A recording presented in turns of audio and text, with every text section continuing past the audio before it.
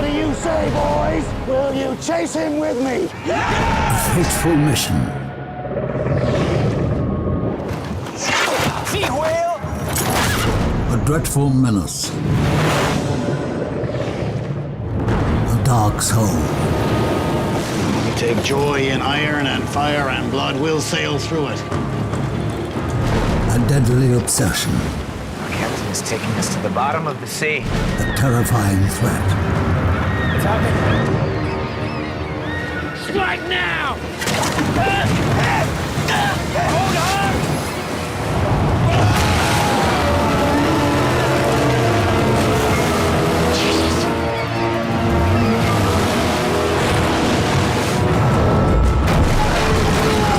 The epic story of the Blue Sea. All right, somebody help me get this man down below! A white whale and a dark soul. William Hurt. Ethan Hawke. Charlie Cox. Gillian Anderson. Eddie Martin. Billy Boyd. And Donald Sutherland.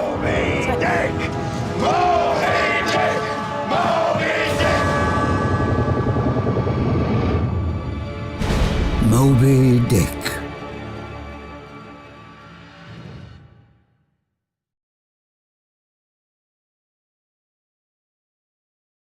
Very special guest tonight is the talented actor Michael Gaglio. How you doing, Michael?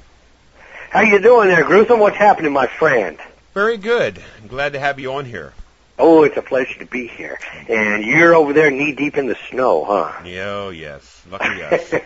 You're part of the world. Good old... I hear you. Well, I didn't mean to have to tell you this, but I gotta be honest. It's 78 degrees right now. Yes. I'm mowing the yard and trimming some flowers, you know. Yeah, you know, Michael, you really suck. I've heard that. All right, my man. Do you know what the temperature is here right now?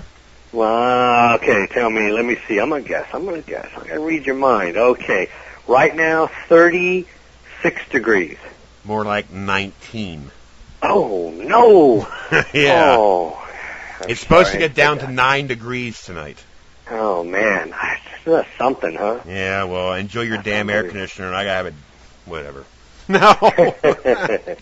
I worked with an actress here in L.A. one time, and I remember we were out on a little tour, and we were up there, and it started snowing as we were driving in our rental car. It started snowing.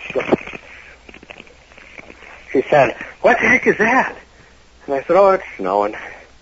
She goes, "What?" I said, "It's snowing." She goes, "Oh, I've never seen snow before." Oh my God! I said, "Really?" She goes, "Well, I grew up in Los Angeles all my life. I never saw snow." Wow! Imagine that. Yeah, that's what it looks like. Imagine that. You know, real quick before we get started, I know my uncle lives in Georgia, and I remember one time he told me that it snowed in Georgia.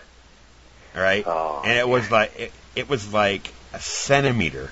People were panicking. They're going to the grocery store, and it's a centimeter because they're not used to snow down there. People get freaky over that shit.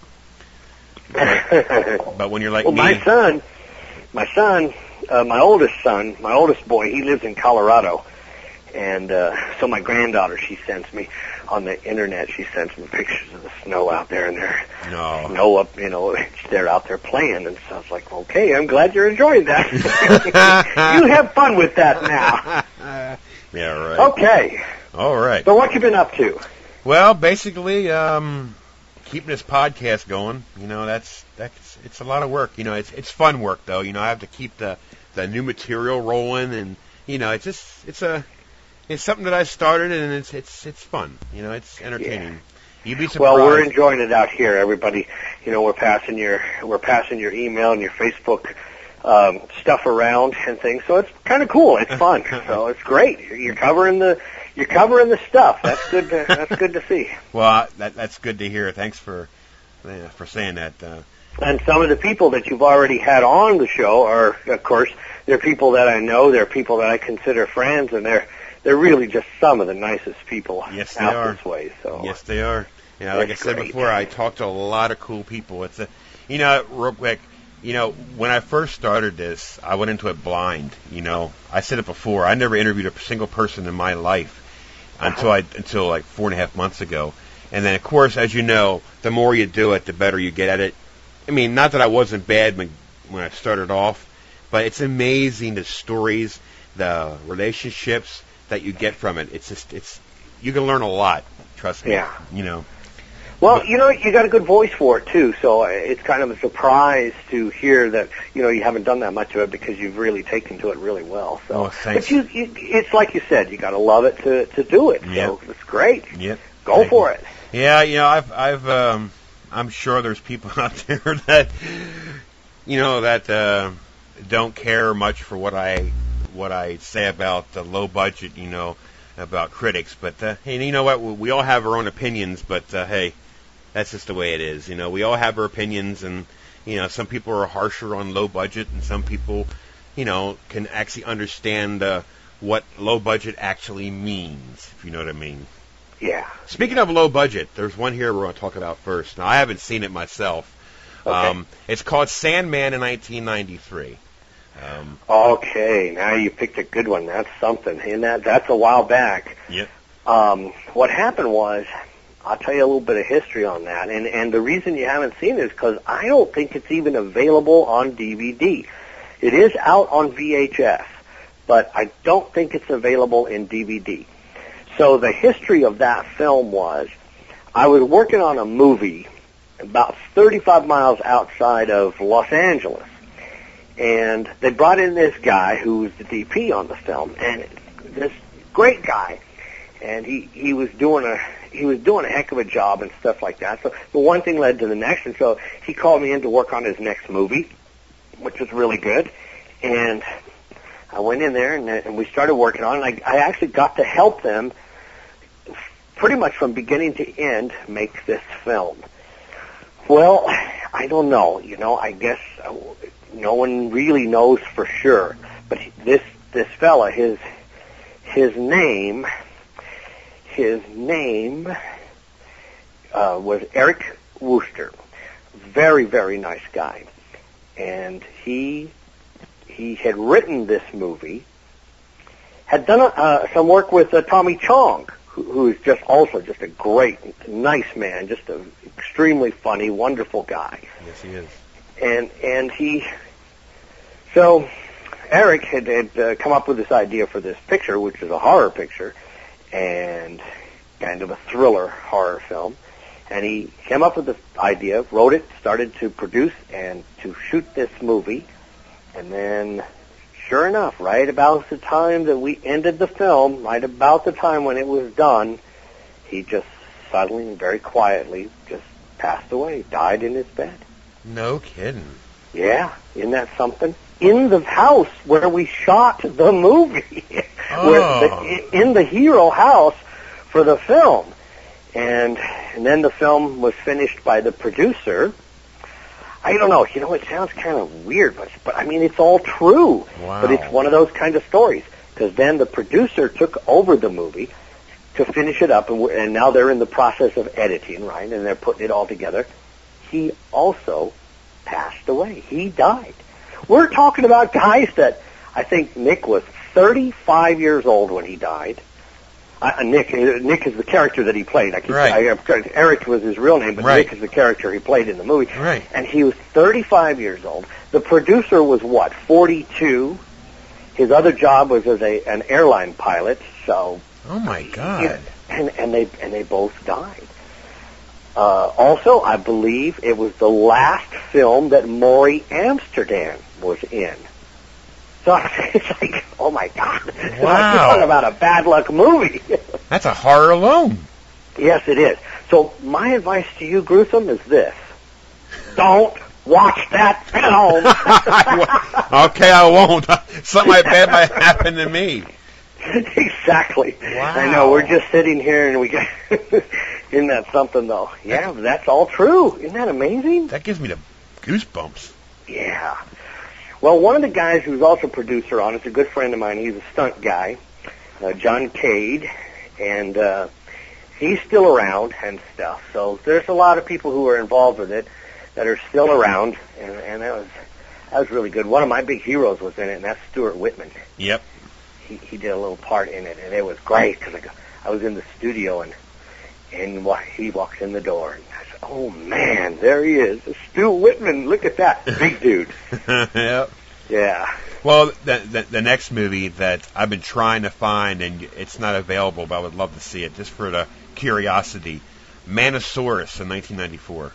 Oh, another very exciting for me, a very exciting time. That's Jimmy Williams is the one who shot and directed that, and Jimmy, of course, he's an actor, been around a long time, did a lot of kind of gangsterish type things, and that's where I met him, was on a gangster film that I worked on. I played a little part in, and he was one of the co-stars of. And I think the name of that was, I think they named it Champagne and Bullets. Okay. And, so then Jimmy makes this horror movie, and it's about it's about a scientist who makes this kind of reptile, half man, half reptile soldier, powerful soldier for the Army. Not an uncommon theme. Yeah, right. But maybe back then, not too good. Right. Not too uncommon. And so the monster, it was very cool because it was the first time I'd ever gotten to work with a real rubber monster. Right. So we had this big giant Manosaurus running around. It was like, that's fantastic. I loved it. Right. And I played the sheriff, and another one of my heroes, a great actor. I think you've met him, William Smith. Yeah. Bill Smith. Yep. A great actor, a great personality. Conan's father. Yep. Yep. Yeah. So I'm the deputy in that movie to Sheriff Bill Smith. Yeah, that's you played awesome. the sheriff. Yep. It was just great. Well, you know what? There's somebody else in here. I think it's probably when he first started out, Vernon Wells. Oh, yeah, Vernon's in the film, too. I actually didn't work with Vernon. A lot of times, you know how it goes in the film business. Sometimes you don't even work with the person who's in the movie with you. Right. So I actually never even met Vernon on that picture. I've met him since, but I didn't even get to work with him at all on that film. Nice. But we had a lot of fun, and I don't think that's out on DVD either. Nope. Some of these lower budget horror films, I don't know, maybe they just don't see any money in them, so they don't take the time or the put the money into actually releasing it. Well, hopefully one day they might say, what the hell, let's just see what happens. And the other thing that's interesting about these films are not shot on videotape. They're on film. Right. Because they really predate the digital world, so they're on film, and they're very, very interesting. So that negative and stuff's got to be around somewhere, so they ought to transfer very nicely. Yep. Well, there's another classic here that I haven't seen either. Okay. Turn of the Blade, 1994. Now, it is available on Amazon. So is it? So that might be a good scene. Now, this is about what? Now, what's exactly is Turn of the Blade about? Turn of the Blade is not so much a horror film as it is it's like a thriller. Yeah. Mm-hmm. So what you have is a series of murders, and a woman detective.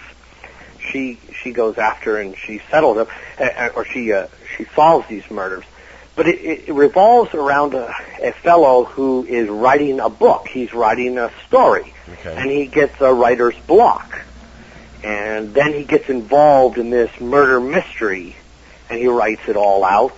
And the funny thing about that movie, I play a EMT guy, right? So I'm walking in there, I'm supposed to pick up the hero girl, the star of the film, beautiful woman, and she's lying on the ground, and her wrist has been cut open by, this murderer who has attacked her. She's lying there. Director goes, action. I go out there, and, we're picking her up. It's like, okay, this girl's kind of heavy. It's like people are heavy. You don't think about that until you actually try to pick somebody up when they're just dead weight. Right. Oh, man. Okay, I need to get back to the gym, need to work out. And the latch wouldn't catch on the the stretcher. Oh, So, no. Pick her up, and boom, drop her back down. Okay, now she's really hurt. So, yeah, these little adventures, just what you wanted to hear, huh? Oh, that's funny. No, actually, it makes an interview interesting when you can hear, like, bloopers or stories. Those are the funniest things about them, I have to say, those adventures. Wow. Well, actually, if you don't mind, I'm going to move up to 2003.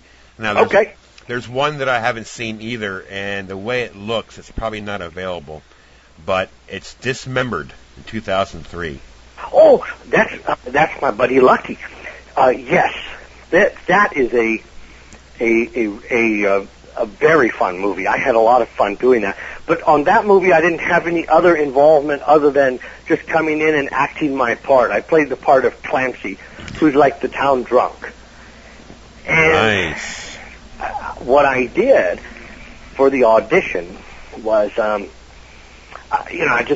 just decided to go all out for it, and I got some really ratty clothes, kind of like the clothes I'm wearing right now. And and I went down there to the studio, and so I went in there, and the lady behind the desk, she goes, excuse me, because it's in It was in Hollywood, where there's a lot of people, hitting the bottle sometimes out there on the sidewalk in the middle of the afternoon. Not uncommon. Right. So she's going, no, you can't come in here. I said, no, I'm in here to audition, I'm in here for a part. Lucky walks out, old-time Hollywood guy, he knows his stuff. Mm-hmm. He goes, it's all right. He's coming in. Come on in. So he goes, hey, Mike, yeah, you're the drunk. That's good. I like it. That's funny. Now, see what you can do with these, Gruesome? You can take these clips, you can cut them all up, and then you can blackmail me. No. Wow. So I got that. But I loved working with Lucky. He's a great guy. He's as nice as can be. I think he now is 90 years old. Wow. He's still active, and he still makes movies, and it was really a great pleasure to do that with him, and I was really was thrilled about that. Now, when you say Lucky, it's Ewing Miles Brown, correct? Oh, yes. Yeah. Everyone calls him Lucky, right. Lucky Brown. In case the listeners might want to know who you're talking about. I got you there. Well, now, that's why you journalist types, you got to keep us on track here. Now, Bernie Capel played in there, correct? Yes, he did, and of course, he passed away a couple of years back, so he's gone now. Oh yeah, well, everyone loves Lucky.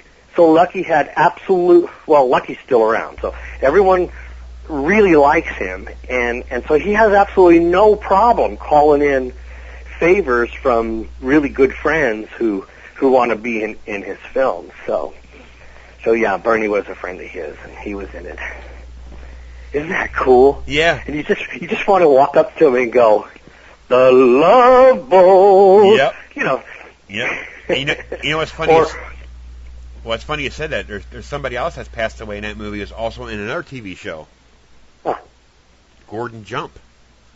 Oh, Gordon, yeah. And you know what? He was a nice guy. Mm-hmm. I liked him. It was funny because, back in the day in WKRP. Yep. You'd watch him, and he looked, because he'd come out of that office, he'd come out of there kind of blustery, and he'd go, and in real life, he was a very small man. He wasn't very big at all. But he had this huge presence on the screen, didn't he? Yes, he did. I liked him. Yeah, he was a nice guy. Always nice and pleasant. He really was. Now, yeah, people had gone way too early. Now, do you remember what he was doing before he passed away? No. It's commercials for Maytag, remember? Oh, yes, of course. Yeah, sure. That's so awesome. He was the Maytag repairman. Yep. That's great. Yeah, he was cool. Brings back memories, I'm telling you. And, of course, you got to Helen, the lovely Leslie Easterbrook. Oh, yeah. Phenomenal lady. Oh, yeah. Yeah, absolutely. Very nice. Fun people to be around, I got to tell you. Yeah. Yeah. Well, the next... go ahead, I'm sorry. Well, then when we had Bernie, we said, "Oh, do you recognize this? Hogan, go to the cooler." What do you think? That's great. You know, me being 42, I grew up in the late 70s and the 80s and stuff, and I love it when some of these old TV shows come on, like Dukes of Hazzards, WKRP. You know, it just brings back memories as a kid. It's weird. It's weird what TV shows and movies can do to you. Brings you back to your youth. Yes, it does. Well, I got a movie coming out that you're going to love. I know that. It's called Super Shark. We've already talked about it. Yep. And I've got a great part in Super Shark. It's directed by Fred Olen Ray, who he's a legend in himself, and he's just the coolest guy you could ever want to meet. Yep. You ought to talk to him one of these days. I will. Yeah, that'd be great. But we got a film called Super Shark that I'm playing a little part in. And I was on the set with John Schneider from the Dukes. Yep. And it was just great. But I put a picture of me with John Schneider on Facebook. And then and somebody wrote on there, "Are you standing on an apple box?" Oh. Because he's a big guy. Yes, he is. He's a big dude. Yep. That's awesome. Yeah, but also a great actor. Well, yes, he's really good. He was really good and really nice, so that was another really big thrill. Yep. And in that film, also Sarah Living is in that too, and she's terrific. Yep. Yep. As a matter of fact, we're going to talk a little more about that when I get up that. But okay. Right now, if you don't mind, there's one in 2004, which it's a comedy horror, which I'm kind of anxious to see. It's available. So, The Halfway House in 2004. Oh, cool. Yeah, The Halfway House was conceived and directed and written by my very good friend, Ken Hall. I've been friends with him for a long time, and Ken's done he was one of the original, he's a creator of the Puppet Master. Yep. And he's a great guy, and one day he says, "Okay, I've got an idea, let's make a movie." Okay.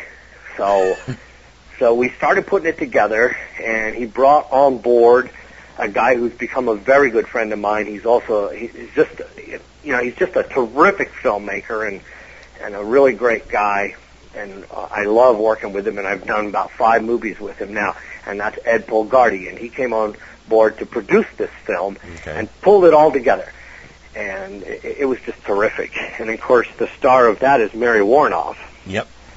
And that was so cool, because she's a legend, you know. This lady is a legend. And it was so great, because there she was. I worked on a lot behind the scenes. I played the detective in it, but I also worked on the film from top to bottom. So I built some of the sets, and I did some of the effects work, and I built some of the special props. And I was out there in the parking lot at this place that we set up, one of those rental warehouses. Yeah. And we got in one of those. We actually had 3 of those rented, and that was our studio inside. So, but a lot of what we were doing, a lot of the work I had to do was outside in the parking lot.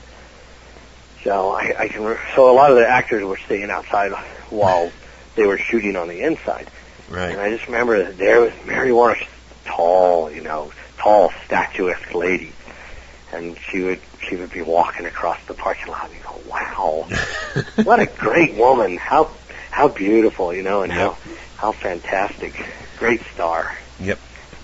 And of course, Janet Kaiser is in that, Janet Tracy Kaiser. Yep. Sean Savage. And Sean, great guy. Yep. He was a lot of fun, and Tracy, Janet Tracy Kaiser, and she's great. She does a great job. They worked so hard.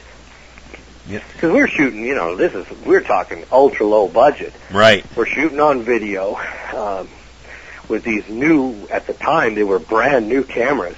So the whole idea of digital was just forming, right, strong, and we were shooting on this digital, and we're shooting.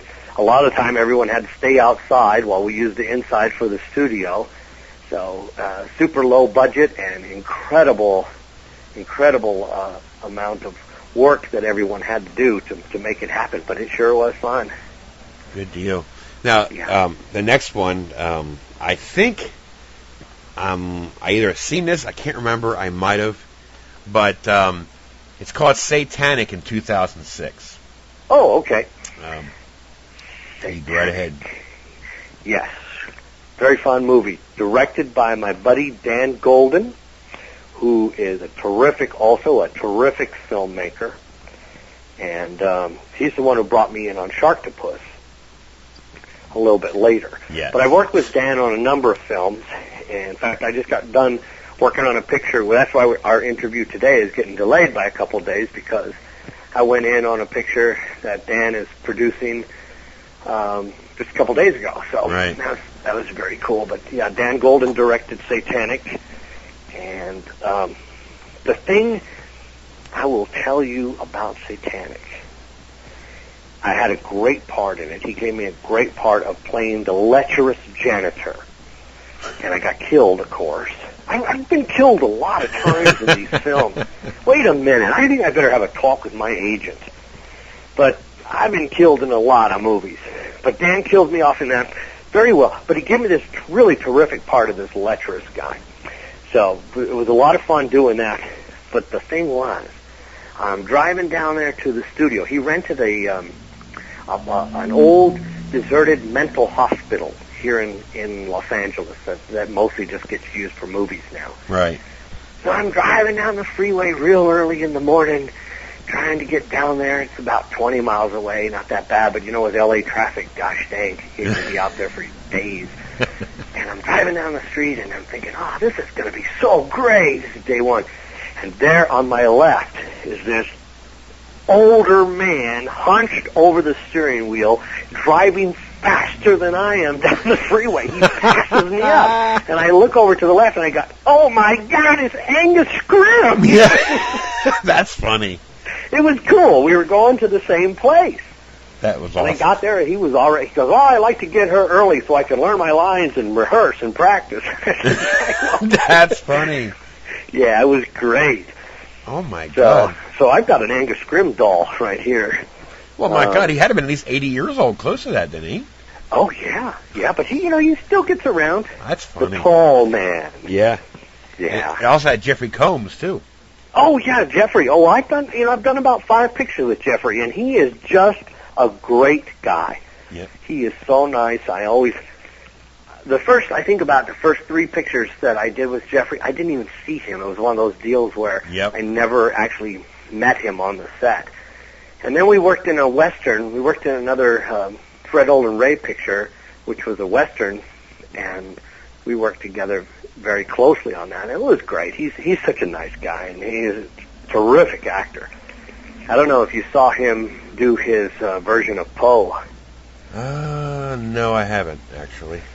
Well, it played out here, and then it's played a couple of places, not too far from you, but you probably have to drive a ways. But if you ever get the chance, it will be Jeffrey Combs as Edgar Allan Poe, and he's just great. Oh, wow, I'm going to check it, yeah. Edgar Allan Poe is one of my favorites. Yeah, well, it was his birthday the other day. Yep, and you know the funny part about that? It's funny. My niece, who we got custody of, she's 16, and she's reading a book right now by Edgar Allan Poe. I could not believe it. I was so proud of her. I was so proud, because a lot of kids at 16 don't know who Edgar Allan Poe is. Really? You know what I mean? That's amazing, huh? It is. Well, the next movie that has my interest, seriously, but I don't think it's available, of course, but Death's Door in 2008. Oh, yeah, Death's Door's out there. Is it? Okay. That's out there, yeah. And Death's Door, again, one thing leads to the next around here. And the people who did the catering, these 2 guys came in, did the catering on Halfway House. They said, we'll put it together, we'll feed all you guys, don't worry, and we'll do it cheap. And it was, wow, great deal. And they came and they just did a great job. And then one day, they called me up and they said, I want you to come in and read for the director. We're thinking about doing a movie, and we want you to come and read for this director that we've brought in. So I went in there, I read for the film, and he goes, yeah, I want you to play this part in this film, Death's Door, and it was very cool. It was very fun for me because I'm Italian. I'm half Italian. I'm half English, Irish, and stuff.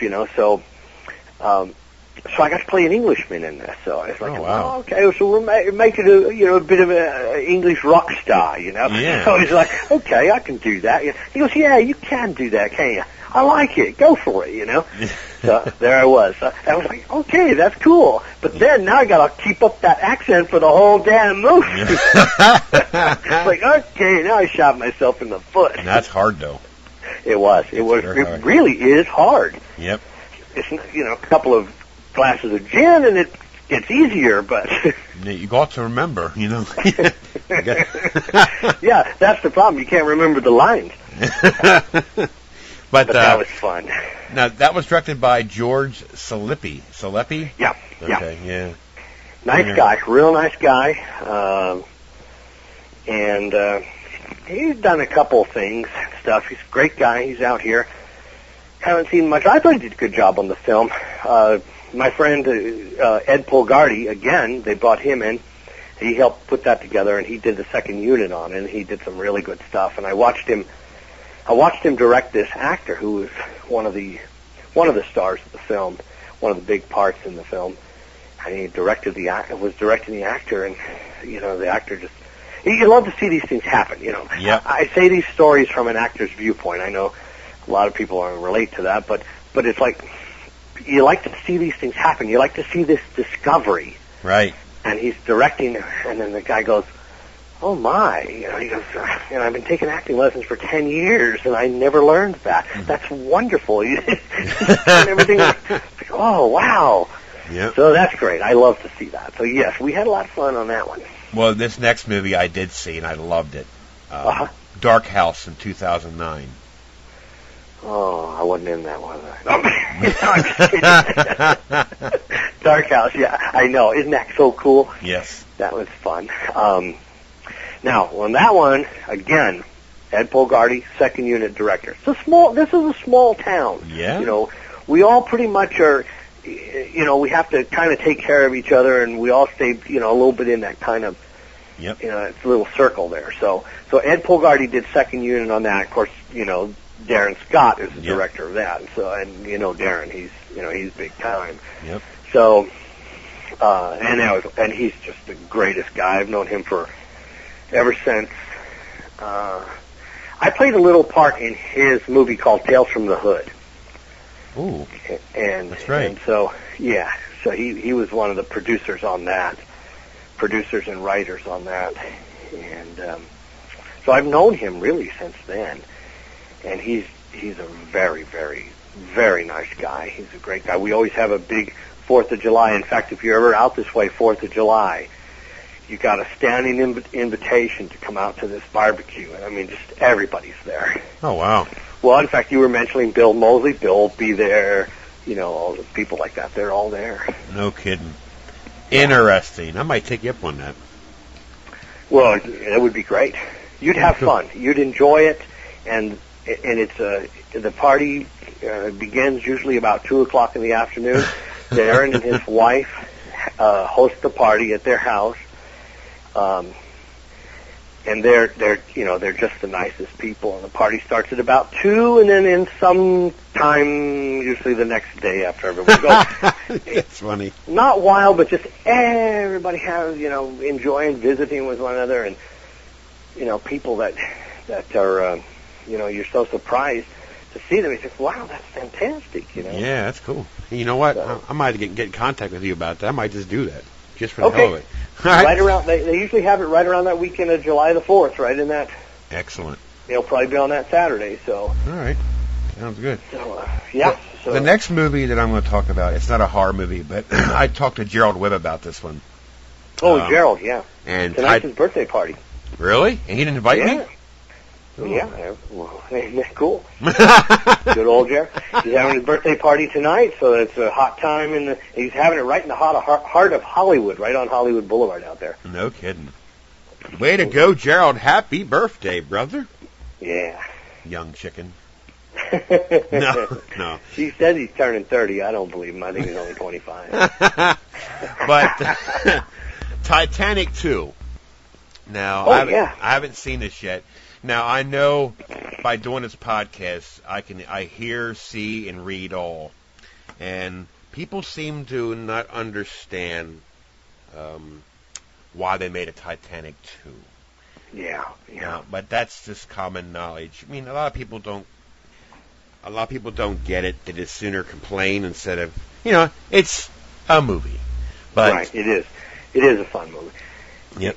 It's designed to be, actually, it's not all that far-fetched when you understand the basis of what it is.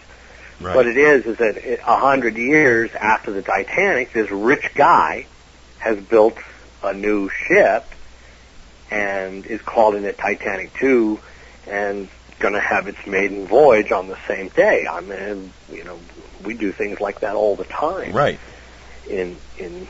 So they have this maiden voyage. Now here's where it gets a little weird because the premise of the film, and the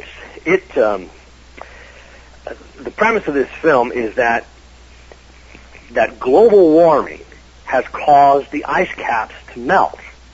It has begun to the ice caps are melting, and a large chunk breaks off, which causes a tsunami, which then pushes all these other chunks of ice, I guess, that are floating out there, and it pushes them out into the ocean, and then one, of course, hits the new ship, and it goes down because of the fact that they rich businessmen have skimped on the construction of the boat, Right. So I mean, it's not all that far-fetched. Right. And it is kind of, actually, in a way, it's kind of timely, with things that happen. In fact, I believe that when it actually came out on video, right about that day, was on the news that a giant chunk of the ice cap had broken off. No kidding. Yeah, so that, it's like, but you're right, I know what you mean. People write stuff. They write stuff on these different websites, like, well, Titanic 2, that's stupid, the boat sank. Yeah. That's a new boat. Yep. And it was fun. And they're the same people that, oh man, I can't wait to see Saw 4. Yes. God bless them. Saw, to me, Saw died after Saw 2. That is it. I can't take anymore. Well, after they killed my friend Benito Martinez, that was the end of it. Speaking of killing, the next movie, it's made for TV. It was on the Sci-Fi Channel. And as you know, my father-in-law was talking to you a little earlier today. He's a big fan of Sharktopus. Oh, okay? Yeah. He's been talking about this thing when it first aired on the Sci-Fi Channel. Of course, you know me, Mr. Busy. I didn't get a chance to watch it. Well, I got a copy and I watched it last week. I reviewed it, as you know, and my review of that movie has blown up to number 3 this week in the most listens. Sharktopus to me, I thought in my review, I thought it was clever. Okay, it was never done before. A company making a robotic shark / octopus, and of course it escapes by stupidity. And one of the cool parts about this movie that I thought was neat is seeing Roger Corman. Yeah, isn't that great? Yep. But go ahead. Well, yeah. There is a story of a large shark. This is not unheard of. These things can happen. Isn't he great? I know. And Eric Roberts is good too. Yeah, he's so cool. That was fun. I had a lot of fun. Well, most of that was shot down in Mexico. Yep. So most of that was shot down in Mexico, and then they came back after they got most of the primary shooting done. They came back here to Los Angeles, and they brought Dan Golden in to produce and put together some more stuff. So director Declan O'Brien and then Dan, we went out and we shot some more stuff, and we created a couple things. So there should be a lot more on the DVD release than what they actually showed on Sci-Fi. Yes. So there should be, and there was a big kind of a little cult blow up around that. It was kind of cool. But you know why too? Why? Declan O'Brien was also the director of Wrong Turn 2. And Wrong Turn 2 I guess to me, I think it brought him out, and that's a fan favorite as well. So you got that following. You know how. I mean, it's a good thing. You know, when a director makes something that people love, they tend to follow to see what his next work is. But I must admit, Sharktopus I liked it. I liked it very much. It was quite good. I'm glad. It was quite different. I mean, yeah. Now the next one that I told you about, I reviewed it also, and it went to the top real quick. Because a lot of people usually wait to see what I have to say about a movie. It's funny. I mean, I'm just a guy giving a review. But anyways, I read about this serial killer over the years, John Wayne Gacy. You were in it. Now, to me, I think this is the first movie that I actually seen you the whole way through. And I must say, you did a damn good performance in this movie. You did a good job on it. But it's called... Thanks. It has two names, I guess. It's 8213 Gacy House, or they also just call it Gacy House. Yeah. Now, when I watched this movie, I knew that it's based on true events. But you know how that is. People always say, based on, like, Chainsaw Massacre, that movie was not based on true events. It's based on somebody, but nothing to do with the movie. So I was kind of like, okay, I'm a little suspicious, Uh-huh. So I started watching it one day, and I turned it off.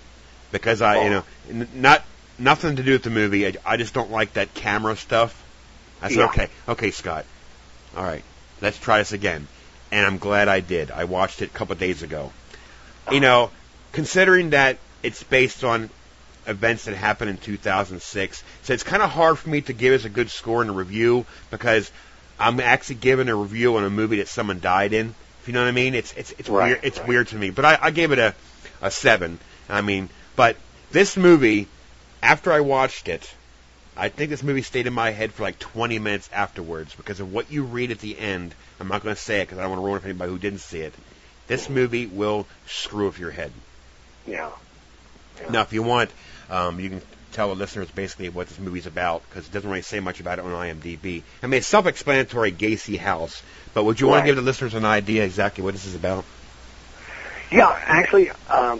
what happened was that Anthony Fankhauser's the guy who directed that, and I had been working on another film, and I think we were working on Moby Dick.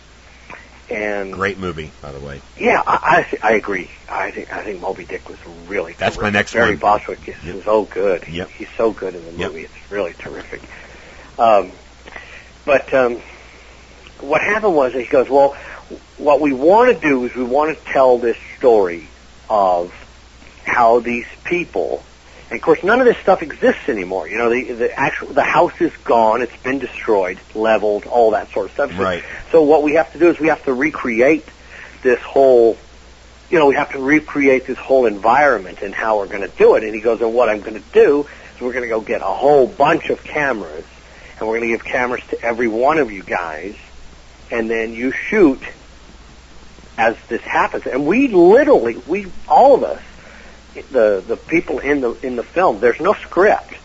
There's only a page of outline which says, this is your what you're going to recreate or the area that you're going to play in. Right. So there was no script. So it's a real ad lib. It's real, but we all had cameras also. And then there was a camera person, too. So there's a lot of stuff that happened because we're in this really, like a turn-of-the-century era home in Los Angeles, which is a historical monument, but it's a haunted house. Right. It's one of those areas that they consider, one of the haunted places in America. And, of course, that's kind of a popular thing nowadays. But at the same time, what we were trying to do, or what the filmmaker's plan was, I was a little skeptical at first, because I like the idea of having a script. And they said, well, what we've got to do is we're going to go in there, and we're going to try to conjure up, and we're going to try to scare up, and to actually live this event. I go, okay. So that's what we did. We went and we lived in that house for 5 days, essentially for 5 days, and almost no sleep. There's points in the film where, where we look like we're tired. We are tired. That was when we were getting to the end. So, it was very interesting. I thought he did a great job with it. He really did. Yeah, but excuse my language, but that movie fucked me up. I mean, to think about, because it says in the beginning, it says 6 bodies found in this house, and it basically tells a story about them 6 bodies. I could not believe that. That's creepy. Yeah. Yeah, when it was all done, when it was all edited, because when we were done, when we left there that last day, it was like, I cannot imagine how this is going to work. I just can't imagine. But then when it was all done, it was amazing. But from what's on the video, there's still more stuff. There's probably 10, 20, maybe 30 more hours of video that's left. And a lot of things happen still, other things that was going on. It was quite amazing. Wow. And then some of the stunt work we did, that's just us. There's nobody else there. There's a very small crew. Right. Some people didn't want to work on it. Some people didn't want to be involved just for that reason. Wow. Yeah. Well, they were scared to be there. Well, tell you what, I've seen a lot of horror movies and I don't get scared, but the word that I use for that is if something's disturbing, I get that creepy feeling, if you know what I mean? Yeah. But the next movie that I just absolutely loved it, and I gave it a good review, especially in the one scene, I'll let you know, it's Moby Dick in 2010. You mentioned it a couple minutes ago. But one of the scenes in this movie that I thought was so cool is when there is a whale in the water, I guess a normal-sized whale, whatever, and this Moby Dick jumps out of the water, swallows it, and that thing is huge. Yeah. I gotta tell you, Moby Dick was really something. That was really amazing to work on, and it was even great. I really enjoyed watching it when it was done. I was like, wow, I couldn't believe it. But Barry Bostwick, who is the star of that, he just kicked ass. He went in there, and he was good. He just played, and you go, wow, he's talking, low budget, the whole bit. He didn't act like that. He didn't take anything for granted. The entire time he was there, he just went full bore. I was like, wow, now that's the way to do it. There's a lesson right there in how to act. Yep. Captain Ahab. Yeah, how to perform. I enjoyed doing that movie, and it was hard. That one was really hard for me. In my little part, I play the XO of the submarine, the very first submarine that the whale bites in half. Yep. And it was one of those kind of situations where, oh, wow, where are we going to get a submarine? Oh, don't you worry, look what we have here. So what? You have a room with some pipes in it. This is not a submarine. And then they go, no. So you bark orders at so-and-so over there. And I said, but there's nobody there. Just do it. And then turn over there and bark orders at him. And but there's nobody there. So I was like, and then when it's all done, it was definitely one of those kind of things where Trey Stokes, who directed that, he put it together.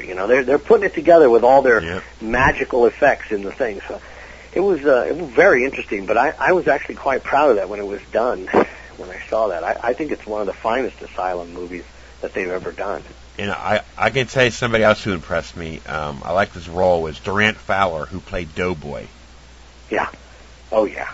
In that one scene in the movie, which I don't want to give too much away if you didn't see it, but he's on top of the submarine looking out. Yeah. It's towards the end of the movie. Oh, my God. Yeah, he's cool. Yes, he is. I spoke to him for a little bit a couple weeks ago. He's sounds like a cool dude. Yeah, he is. Really nice guy. The next movie that I also saw last week, or who I thought was excellent, was Mega Shark versus Crocosaurus, 2010. Well, you know who made that? Oh yeah, now, that's Fred Olen Ray. Yep. Yeah, and that was great because that movie was the most fun, and of course Chris he gave me a nice part in the movie for me, and I was working. Captain Smalls, yes, and Gaglio White is the guy who I did most of my scenes with. Yep. And it was like, I got to tell you, everyone's going, oh man, that's Urkel. It's like, I never really watched that show, so I don't really know that. So I didn't know him as that. Right. But he was a child star. Yep. So you got to kind of figure, well, maybe they've grown up a little weird. Not at all. This guy was great. He was good in there. Yeah, he's a great actor, and it was a great pleasure to work with him to do the lines, because I'm kind of yelling at him as the captain of the ship. Yeah. Yeah, and I spent a little bit of time going, the shark is dead! Get it through your head, sailor! That kind of thing. Yeah. Good role, I'm telling you. It's a good role. It was so much fun, and he was right there, and he was, give it right back to me. It's like, okay, I like it. This is some good interaction. This is acting, man. We're getting some good interaction going here. So that was very, very fun. He's a good actor, a really nice guy. Between takes and stuff, we were over there talking, and he showed me pictures of his kids and his wife, and and stuff. But I mean, he's just such a personable guy and smart. Good grief, she's extremely intelligent. Yep. So that was really a lot of fun. And of course, Robert Picardo was in there, and you're going, all right, Star Trek, dude. Yeah, exactly. So that was fun. And then Gary Stretch, of course, I saw Gary every day, and Gary is in real life, he's a very interesting character. So he was a lot of fun and always very pleasant. And, of course, again, Sarah Living is in that, and Sarah's just so nice. She's so wonderful, and she's so beautiful, and she's such a great actor and stuff. You just go, well, this is all right. Yep. But I got to tell you, guy I've worked with a few times that I really like, and that's Dylan Vox. Yes. Did you see him in the film? Yes. I like Dylan Vox. Dylan is a great guy. He is so funny. Yep. He is just hilarious. And he comes off on the screen so well. He's also in Super Shark. Yep. So but Dylan he's just hilarious. You'll have to talk to him one of these days. See if you can find him out there somewhere and talk to him, because he's just hilarious, and he does such a good job. But he's one of those kind of young actors who just snaps into the part.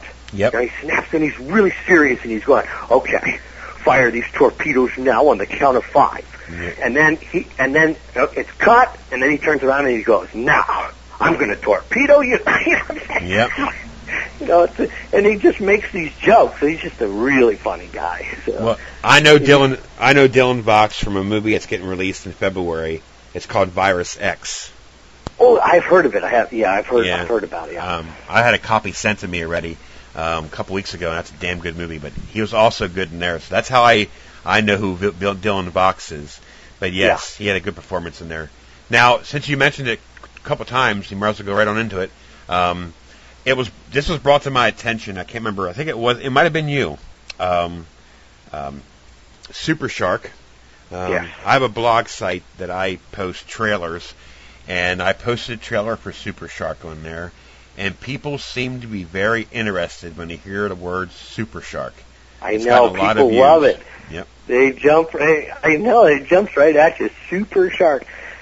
But I remember I was a disc jockey for quite a few years way back when. And way back then, the word super, for some reason, was like the catchphrase. But this was 20 years ago, everything was the Super X. Here's a super song from a super group. That kind of stuff? Yep. It was really popular until it just got to be. But now, to have it come back and to have Fred Olen Ray pick the name Super Shark, doesn't it sound cool? Yeah. It just sounds great.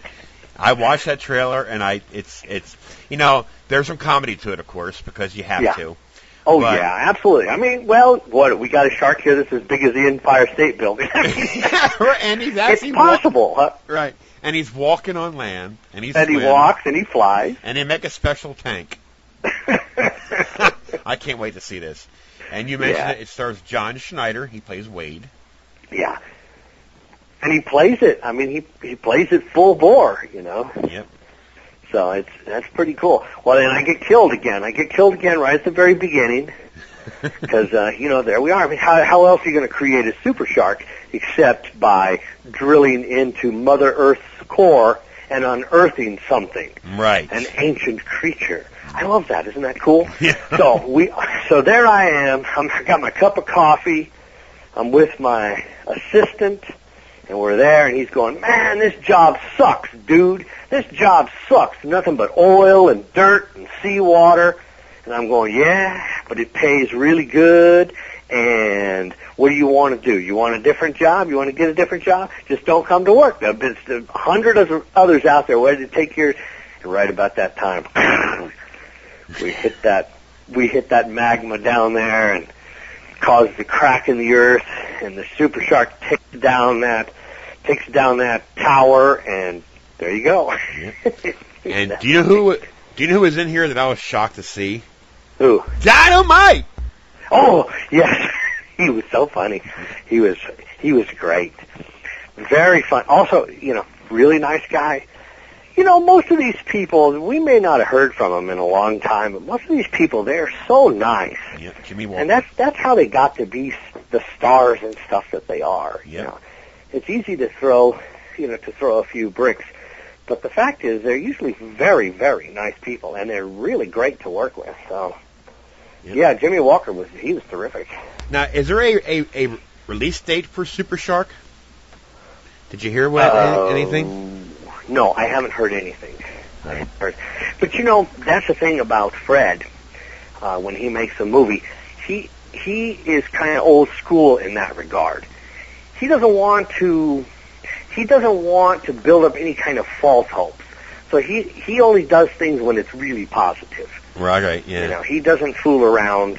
He doesn't fool around with, saying, well, we'll have it out. Unless it's really going to be out for sure, he's not going to say anything.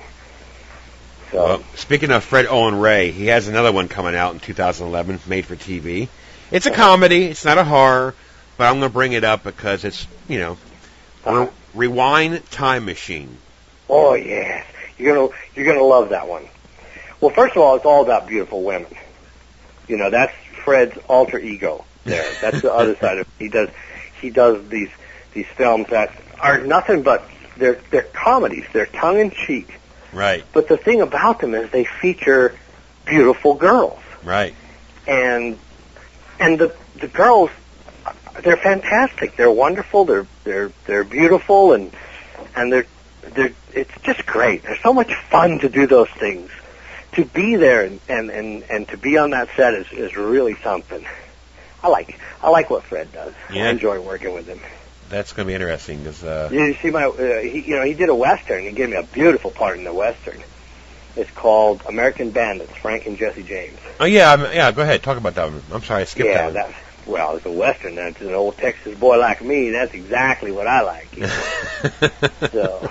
So he called on the phone, and he goes, here, you're the one to go to for Westerns. And I said, sure, I got a lot of Westerns around here. He goes, I want to make a Western. I said, great. So I went down there, and he gave me a great part.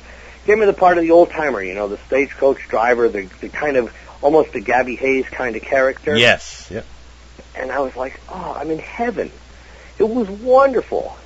And I really enjoyed it. Tim Abel's the star of it. And Peter Fonda's in it, Yep. Jeffrey Combs. And Jeffrey, of course. So basically, Tim Abel and Jeffrey are the two big parts. Tim plays Frank James. Jesse plays the bad guy from the gang and stuff. And George Stoltz plays Jesse. Did a great job. Great guy. Really great. And all the girls just went nuts the whole time on the set. Oh, he's so beautiful. Yeah, I got to check that out. Fun. Yeah. It was fun. It was a fun movie to do. I really enjoyed doing it. And I'm the Texas guy in it. George never touched a six-gun in his life. And I'm the guy who is the six-gun and the Texas expert, and I don't get to ride a horse. I don't get to shoot anybody in the movie. So I told Fred, okay, next time I get to be the bad guy then. But I had a lot of fun on that. That was great. Well, there's one more by Fred Olen Ray. Again, it's a comedy, but I'm going to bring it up anyways because, Little Witches. Okay.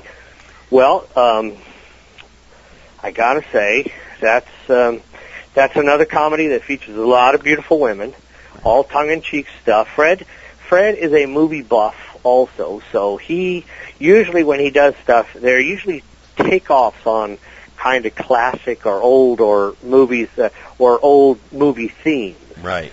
So you get to play these kinds of characters that are so much fun.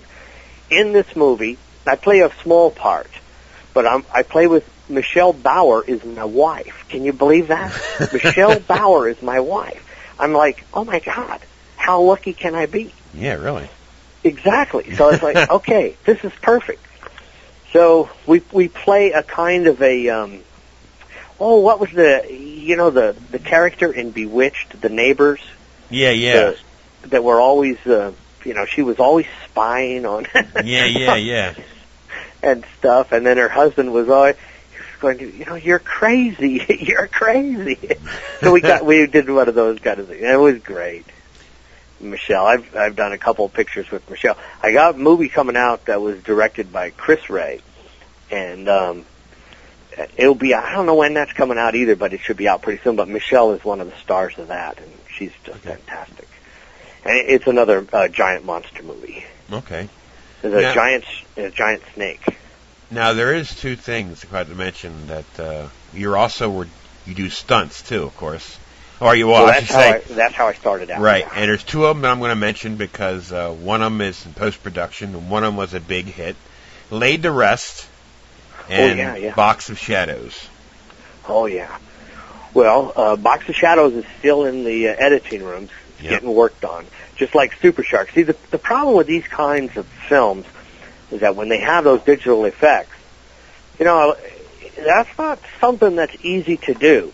So they have people, that are building these effects in the computer, and it sometimes takes a long time. In something like Super Shark, it's taken a while, and especially if you want the effects to be good, it just takes time. Yeah. So those are still in production, but on Laid to Rest, which is out, that's out on video and did very, very well. Yes, it did. They're making a part two, right? Sorry? They're making a part two now. It's called Chrome. Yes, they just finished shooting part two, and so that should be out pretty soon. And they're bringing back the monster, Chrome Skull was the character's name. Yep. And so Chrome Skull will return. But Chrome Skull was pretty doggone popular. Yep.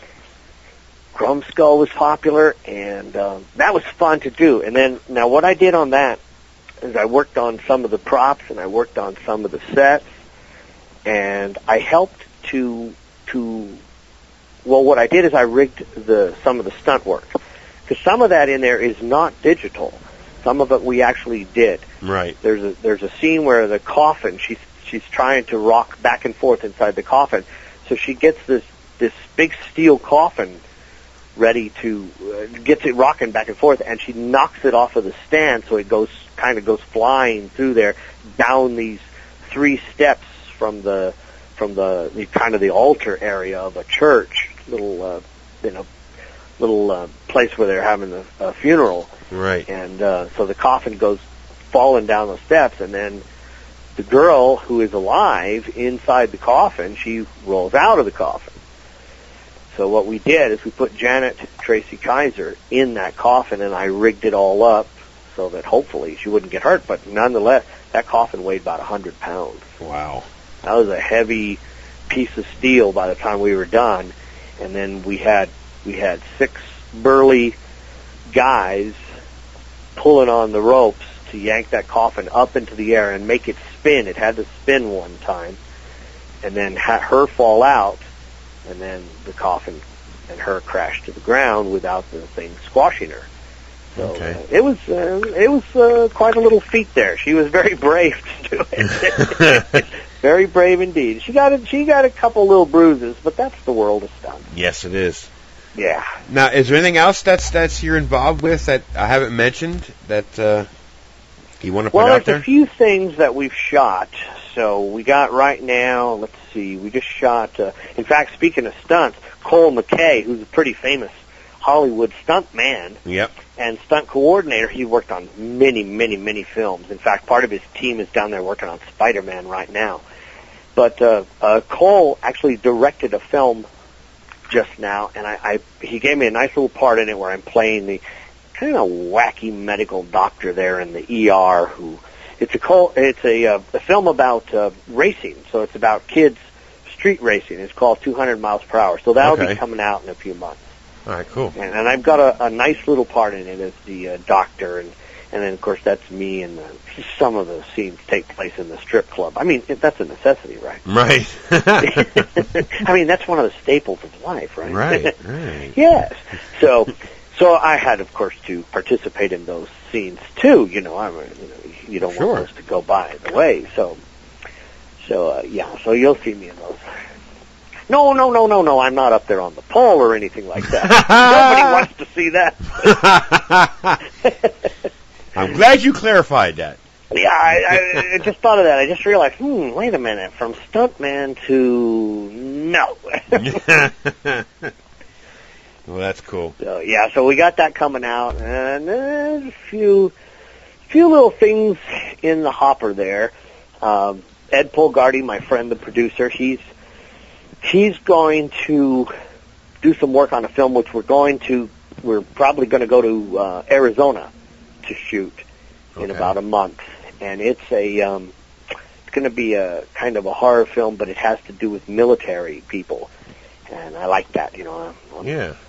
I like working with the military guys and doing that sort of stuff. So we're going to go do that. We're going to go out there and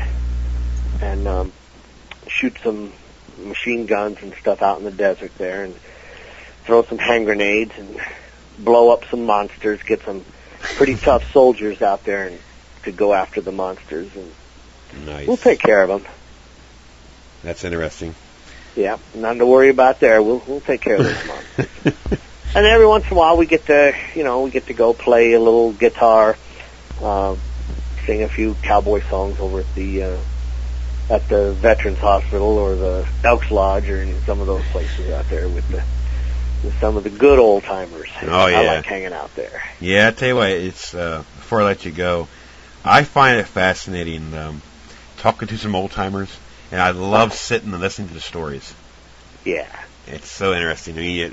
Back when I was a kid, back in 1941, it's way different than it is now, I used to have to walk to school 5 miles or 10 miles in the snow and rain. Right. Well, when I was a little shaver, let me just tell you. Yeah.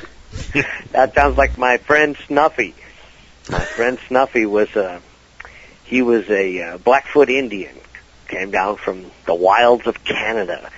Spent every winter in the snow, and he was a real person of the West. Right. And I met him when me and my friends, we did what they call all fall down stunt group, where we do gunfights, staged gunfights, and fast draw shooting and stuff like that. Right. And we met Snuffy. And of course, at that time he was already 80 years old, but he became part of the group, and until he died back in I guess 93 or 94. He was part of our gunfighting group, and that's the way he always had all those kinds of stories, and we could always just sit around listening to him telling his tales. Yeah, it was really something. That's excellent. Well, Michael, I do want to thank you for coming on, taking time. I mean, I know you're a busy man. But, I'm busy here. I'm just snoring away in the rocking chair. But I appreciate thank you, my friend. This was problem. Great. I enjoy talking to you. We have some fun. We got some stories. We just got to get us one of those pot-bellied stoves. Yeah, I keep telling some. We got a bookstore here called Dark Delicacies. It's a horror bookstore. I don't know if you've heard of them or not. No, but that's interesting. It's a great bookstore that's here, and so they do a lot of signings. They bring in a lot of the horror stars and people, and they all come in, and they do the signings. And it's owned by Del and Sue, and they're just great people. But I keep telling them, the mistake you're making is you don't have a big pot-bellied stove in the middle of a store. Yeah, right. And they said, well, it's not a library. We want you to buy the book. Yeah, right. Nice. So, yeah, but there's some storytelling that goes on once in a while. Yeah. But that's why you come out to the 4th of July. Come out to 4th of July. That'll be fun. Yeah. I'll be hearing some stories then. Oh, yeah, absolutely. and everybody you know will be there, so. Sweet. That's excellent. And they'll know you, too. You know, everyone's reading your stuff now, and they're listening in. You're getting popular out there. Thank you. That's good to hear. Though, man. It's a All great right. thing. All right, Michael, I appreciate you taking your time. Like I said, you're a good dude. You're fun to talk to. But, you keep up the good work. Keep doing your thing, and I'll do my thing. And maybe one day our paths will cross. All righty, Gruesome. You take care of yourself out there and stay out of that snow. I will. Or if you're going to go out in the snow, you got to fall down there and just make those snow angels. Yeah, right. I won't get the hell back up.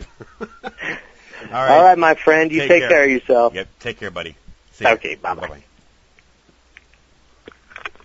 Hey, this is Sean Kane, director of Silent Night, Zombie Night, and you're listening to Gruesome Hertzogg. Hello, this is Natalie Sheets. I played Jenna in the film Madison County, and you're listening to Gruesome Hertzogg. Hey, horror fans, this is Ace Marrero, and you are listening to Gruesome Hertzogg. Dig it! I'm Jessica Sonneborn, and I'm listening to Gruesome Hertzogg. This is Yvette Corvea, and most of you know me as Marla from Run Bitch Run. She's a really evil, crazy bitch. And you guys are listening to Gruesome Hertzogg. Hi, this is David Z. Stamp, and you're listening to Gruesome Hertzogg. Hey, this is Bill Oberst Jr. I played Dale in the film Dismal, and as Dale would say, let me tell you something. You're listening to Gruesome Hertzogg. You got Dale's word on that. Hey, this is James Cotton. I'm a director, writer, producer. You're listening to Gruesome Hertzogg. Jack Harrison, action actor and stunt coordinator of all 3 stunt scenes. I played the character Idiot in the movie Dismal, and you're listening to Gruesome Hertzogg.